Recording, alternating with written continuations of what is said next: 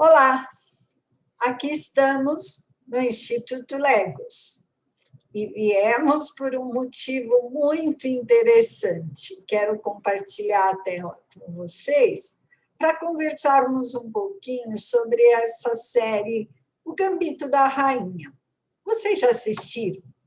Se não, eu recomendo. Gente, eu fiquei encantada e assisti a série em 3 dias. São 7 episódios, não é tão longa. Eu sou Antônia Maria Nakayama, atuo aqui como educadora no Instituto Legos, e eu decidi fazer essa conversa enfocando os jogos de regras no desenvolvimento cognitivo e moral. E eu decidi fazer esta apresentação motivada por ter assistido a minissérie, que foi baseada no livro, né, que foi escrito e publicado em 1983, escrito por Walter Tevis, mas a partir da apresentação da professora Roseli Jimenez aqui no nosso canal. Eu fiquei, assim, me senti provocada.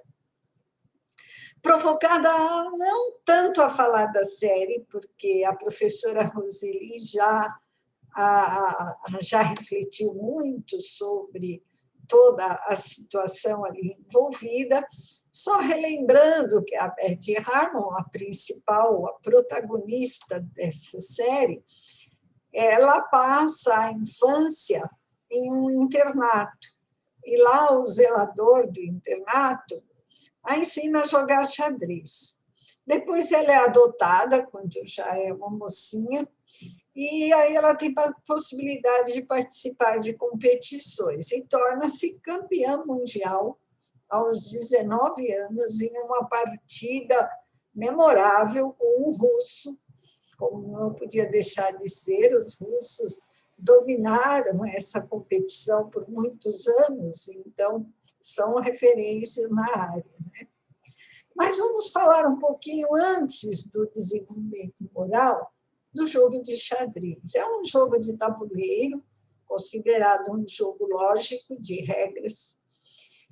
E tem um autor, Huizinga, nossa, no início do século XX, ele escreveu um livro muito importante sobre jogos, que é base para todos os estudos da atividade lúdica. E ele falava: a peculiaridade da vida humana se revela na atividade lúdica. E a gente vai pensar que os jogos sempre estiveram na vida das pessoas em todas as civilizações. O jogo de xadrez provavelmente foi inventado na Ásia, foi usado na Índia com o nome de chaturanga, e que queria dizer os 4 elementos de um exército, sendo que as regras atuais foram se modificando até chegar a como elas são representadas atualmente, passando pela China, pela Rússia, Pérsia e Europa. E na Pérsia tinha o nome de Shah, que quer dizer rei. Né? Daí que, nas modificações da linguagem, se tornou xadrez. Para falar um pouco mais sobre o jogo de xadrez, ele tem 4 elementos muito importantes que estão presentes em outros jogos. Em primeiro lugar, a meta simbólica. Né? Essa meta simbólica é muito interessante, porque o rei precisa ser encurralado. O rei é o pivô de toda a história. O simbolismo do jogo constrói a sua realidade pela imaginação das pessoas. Então, de um lado, as pedras brancas representam o reino das pedras brancas, e de outro, as pretas representam o reino das pedras pretas. Quem conseguir dominar o rei ganhou o jogo, isto é, tomar posse do território. Eu achei muito interessante ler uma lenda da Índia que diz que um rei estava inconformado porque seu filho havia sido morto na frente de batalha. Uma batalha com um inimigo adversário, com outro reino. E o rei estava muito triste, desatento às questões do seu reinado, até que um dos sábios desse reino resolve fazer um tabuleiro com os quadrados definidos e peças para representar aquela batalha. O rei gostou e começou a querer jogar esse jogo para compreender o que havia acontecido com seu filho. E, a partir desse jogo, ele, então, se reavivou e começou a tomar conta do seu reino, como era esperado pela sua função. Bem, continuando, nós podemos ver que o jogo de xadrez tem a ação centrada no presente e no futuro imediato. As jogadas são antecipadas, projetadas, geralmente com pouca amplitude. A fruição dos efeitos dos jogos é instantânea. Cada jogador, fazendo a sua jogada, promove uma fruição para que o outro jogador possa, então, decidir o que vai fazer. É interessante porque um jogador, assim, um bom jogador, um bom enxadrista aqui do Brasil, chamado Glaucio Dalla Corticella, ele considera que um bom jogador antecipa 5 jogadas. O que quer dizer isso?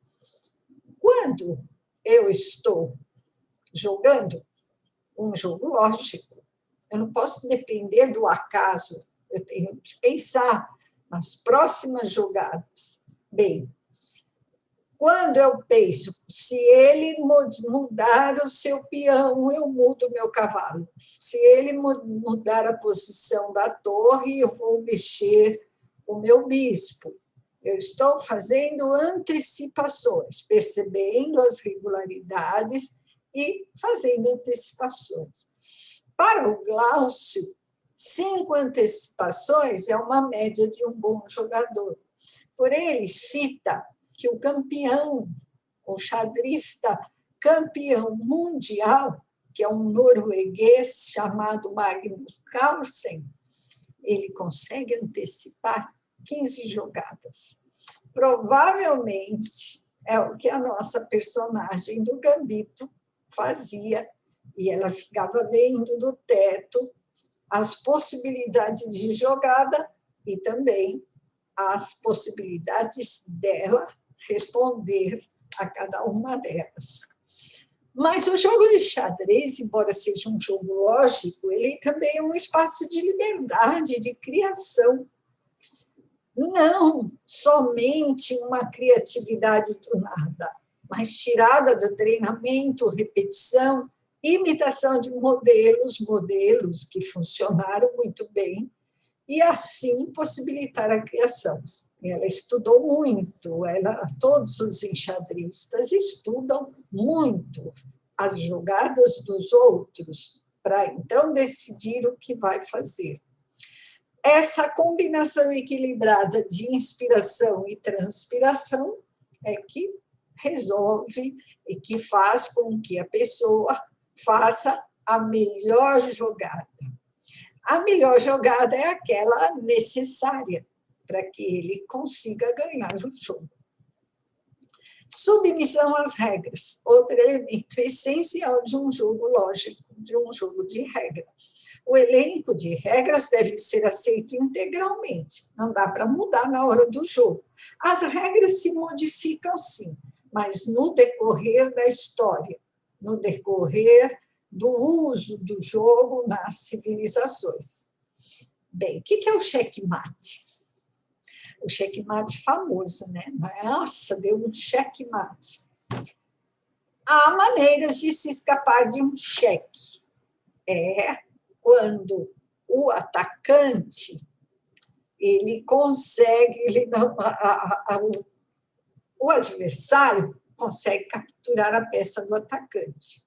Então, ao invés do atacante pegar a peça, ou, no caso, o rei, porque o cheque só é feito quando ele faz uma ameaça ao rei, ele consegue escapar pegando a peça do outro. Ou ele põe uma outra peça entre os dois, entre o atacante e o rei. Ele consegue escapar, ou ainda move o rei para uma casa que não esteja sob ataque. Então, nesse caso, quando há uma maneira de escapar, é o cheque. O que é o cheque-mate? Cheque-mate é quando não tem jeito.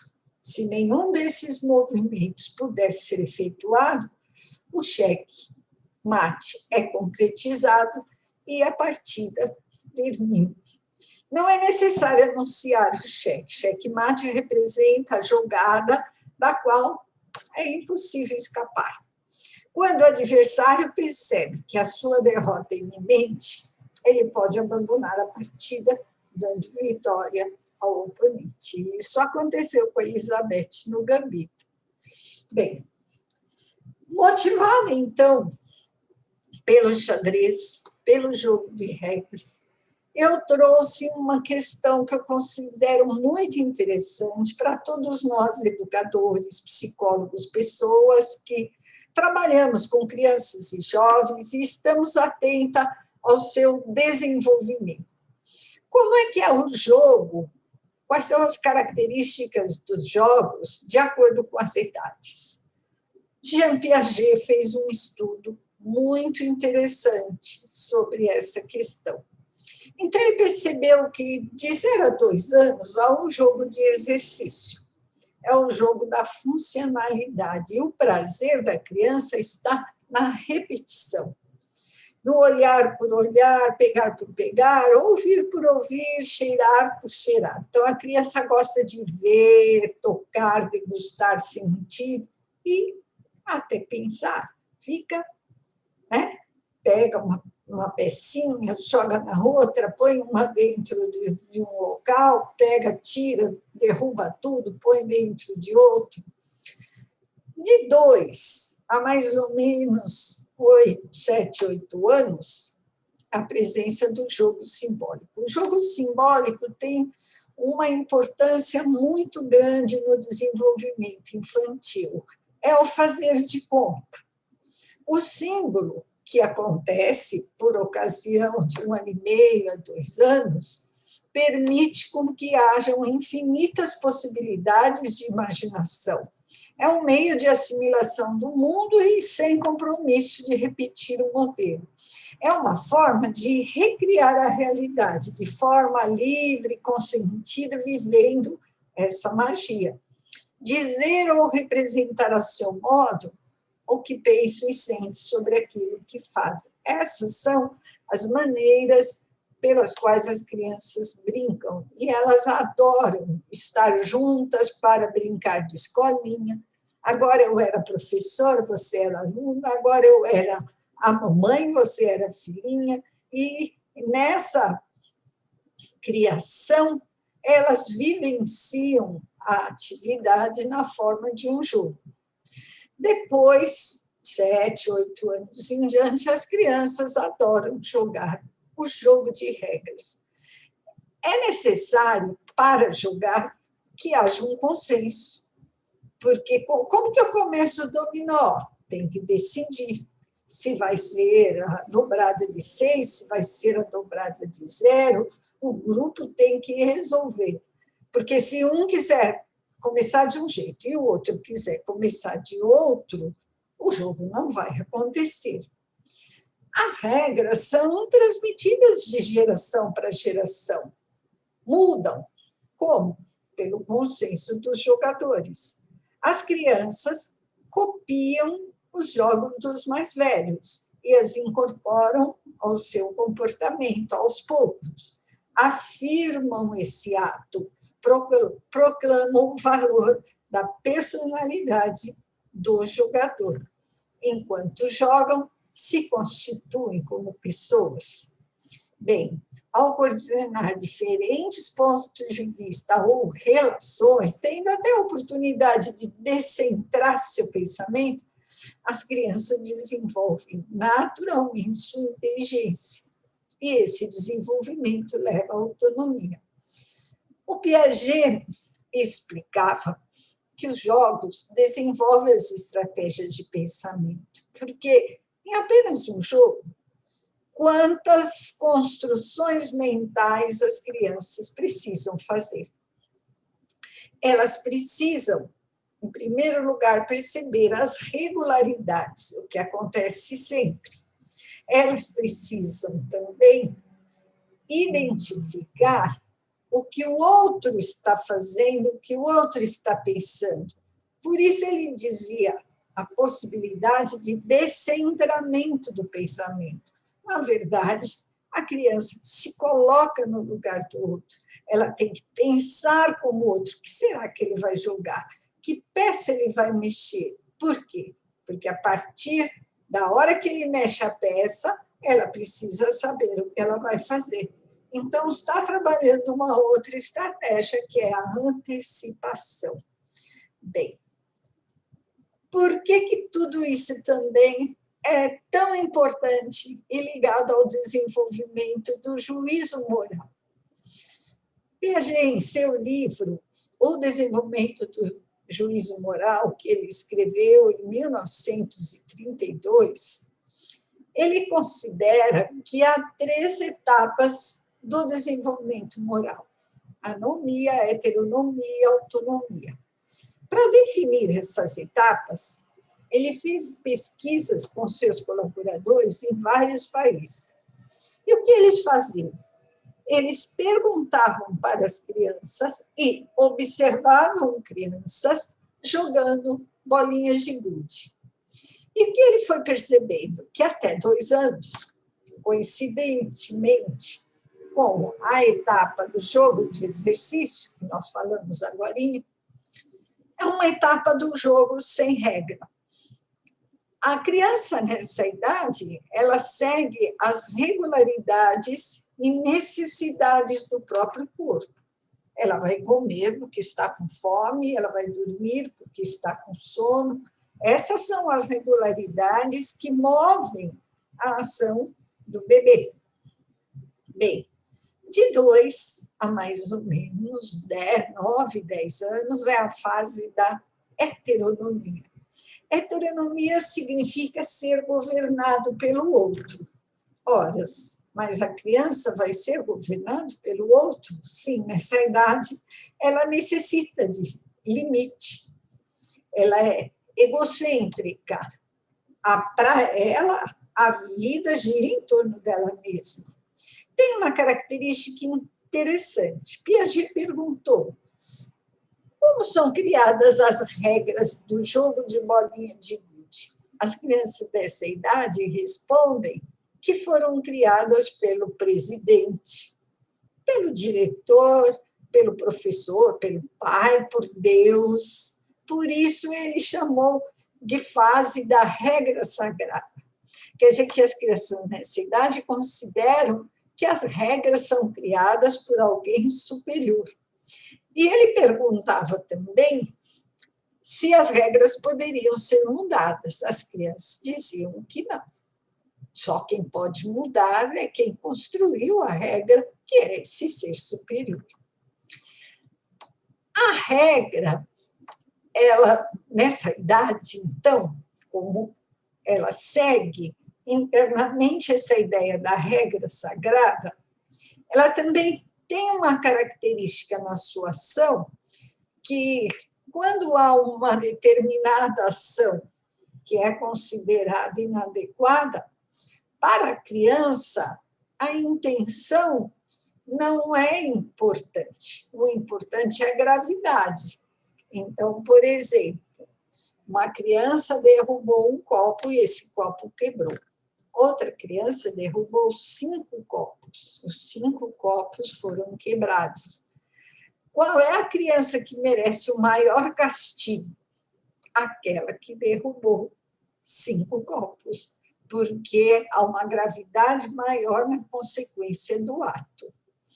Bem, a coação do adulto nessa idade é necessária, como falei antes, para que haja um limite na ação.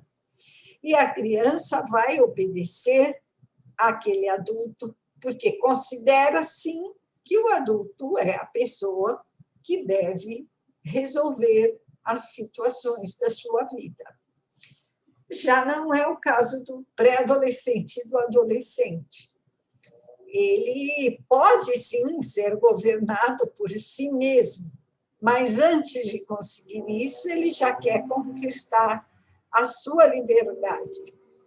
Bem, no jogo, perguntado, então, quem fez as regras, ele vai dizer, disseram os jovens, que foram criadas pelas pessoas que jogavam.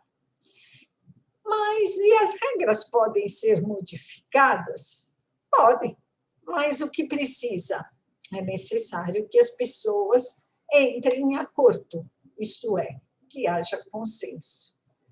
Então, esses jovens já são capazes de ter o que o Piaget chama de reciprocidade, de se colocar no lugar do outro, de entender o que o outro pensa e também de cooperar.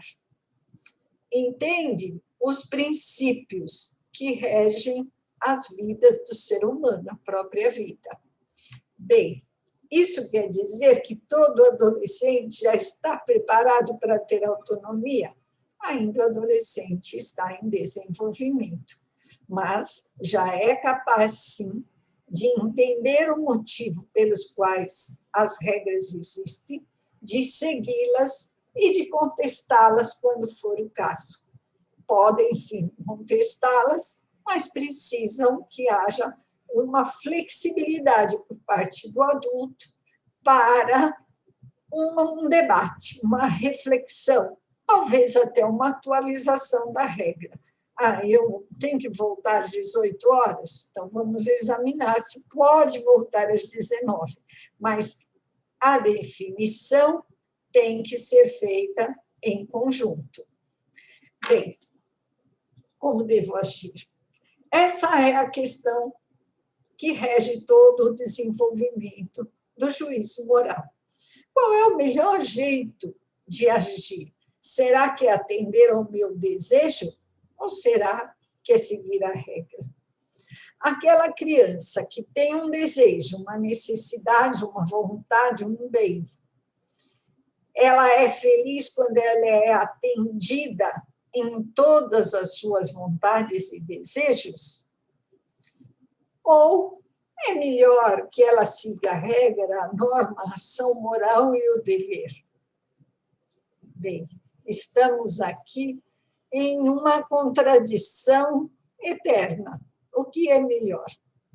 Será que é o desejo, pois essa ação aperfeiçoa a natureza, ou a regra, que é a necessidade objetiva de uma ação por obrigação? Fazer, saber, fazer, querer saber são os dilemas dos seres em desenvolvimento. E por que não de nós todos em nossa vida? A moral somente será objeto de assimilação e reflexão se os deveres que dela emanam forem considerados dentro de um projeto de felicidade, um projeto desejado.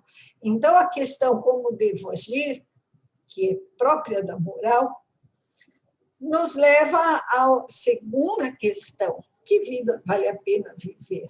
Que nos leva à ética. Que vida vale a pena viver pelo princípio de aquilo que eu fizer, o outro pode fazer. A minha ação deve estar em função do bem do outro e não usar o outro em meu benefício. Esses são os principais princípios da ética. E quem quero ser? A questão que me leva à personalidade. Bem, é necessário não confundir moral e ética, sem por isso esquecer que na psique humana elas interagem incessantemente. Tanto os deveres quanto a felicidade traduzem diferentes e complementares aspectos do querer. Bem, chegamos quer dizer, na verdade, voltamos a falar do jogo, dessa vez na sua relação com a vida. O prazer funcional lá do jogo de exercício, o faz de conta, característico do jogo simbólico, estão a serviço do desenvolvimento de bons procedimentos para ganhar, para ir além. Não é assim na nossa vida? Afinal, argumentar, tomar decisões, compartilhar experiências, observar e coordenar pontos de vista estão presentes nos jogos e também são necessários no nosso viver, como concluir, esperar, respeitar, se concentrar, ganhar e perder em função do conhecer. Veja bem, quando eu jogo um jogo lógico, um jogo de regras, eu me desafio. Eu me desafio a pensar na melhor jogada. Por quê? Com a melhor jogada, eu vou acertar e ganhar do meu adversário. Mas qual é a melhor jogada? A jogada necessária naquele momento. É aquela que me faz pensar cada vez melhor, que me faz refletir, que me faz desenvolver, que me faz aprender, que me faz ser melhor do que eu era antes. Quando dois parceiros são mediamente equivalentes, os dois se desafiando, aquele que vencer é o que pensou mais, refletiu mais, encontrou as melhores jogadas. Tomar decisões, planejar, desenvolver, fazer algo que vale a pena do começo ao fim. É um aprendizado de um jogo, é um aprendizado para a vida. Por meio dele, dos jogos, exercitamos, simbolizamos e aperfeiçoamos nossas maneiras de interagir com as pessoas e as coisas, e de proceder bem. Eu gosto muito do que nos diz o professor Lino de Macedo. Quando o tornar-se lúcido é mediado pelo lúdico, o amor ao conhecimento e às pessoas encontra realização e sentido. Vejam bem se o jogo não está totalmente ligado à nossa vida. Tanto que Ricardo Reis, o nome adotado por Fernando Pessoa, escreveu a poesia Os Jogadores de Xadrez. É bem extensa, mas eu coletei aqui algumas partes desse poema maravilhoso para trazer a nossa apresentação e finalizá-la. Quando ele diz assim: ouvi contar que outrora, quando a Pérsia tinha não sei qual guerra, quando a invasão ardia na cidade e as mulheres gritavam, 2 jogadores de xadrez jogavam seu jogo contínuo à sombra de uma ampla árvore, fitavam o tabuleiro antigo e ao lado de cada um, esperando seus momentos mais folgados, quando havia movido a pedra e agora esperava o adversário, um púcaro com vinho refrescava a sua sóbria sede. E ele continua, depois de explicar tudo o que está acontecendo naquela cidade, ele diz assim: mas quando o rei de Marfim está em perigo, que importa a carne e o osso das mães, das irmãs e das crianças? Quando a torre não cobre a retirada da rainha branca, o saque pouco importa. E quando a mão confiada leva o cheque ao rei do adversário, pouco pesa na alma que lá longe estejam morrendo filhos. Ricardo Reis, Fernando Pessoa. ele quase encerra o poema nos dando um recado do que vale a pena em nossa vida. O que levamos desta vida inútil, tanto vale se a glória, a fama, o amor, a ciência e a vida, como se fosse apenas a memória de um jogo bem jogado e uma partida ganha a um jogador melhor. Ele nos convida, então, a jogar. Vamos jogar, vamos encarar um jogo com as nossas crianças, com nossos parceiros. Bem, para quem quer saber mais, eu deixo aqui algumas referências. Os Jogos e os Homens é um livro lindíssimo. Roger Caillois é um filósofo, um sociólogo que traz a comparação e o jogo como metáfora da vida. Homo Ludens, né, que é o livro de o Huizinga, que é um livro assim considerado um marco nessa atividade, e bem antigo, dos anos 30. Professor Lino de Macedo, quem quiser saber mais sobre a importância dos jogos na escola, tem na internet inúmeros trabalhos, vídeos, livros disponibilizados. E essa história do Fernando Pessoa, né, com esse poema Jogadores de Xadrez, eu encontrei nesse site. Jean Piaget, O Juízo Moral na Criança. É o único livro do Piaget onde ele fala do juízo moral. Ele fala do desenvolvimento cognitivo em muitos livros, mas o desenvolvimento do juízo moral está apenas nesse livro. Então, fica aqui a minha dica. Eu deixo para vocês essa conversa que possa promover reflexões, ideias e muita vontade de jogar. Além de assistir o Gambito da Rainha, se você não assistiu, eu recomendo. É muito interessante. Até mais. Já já a gente volta para falar de atividade lúdica, para falar de desenvolvimento, para falar de educação. Até mais.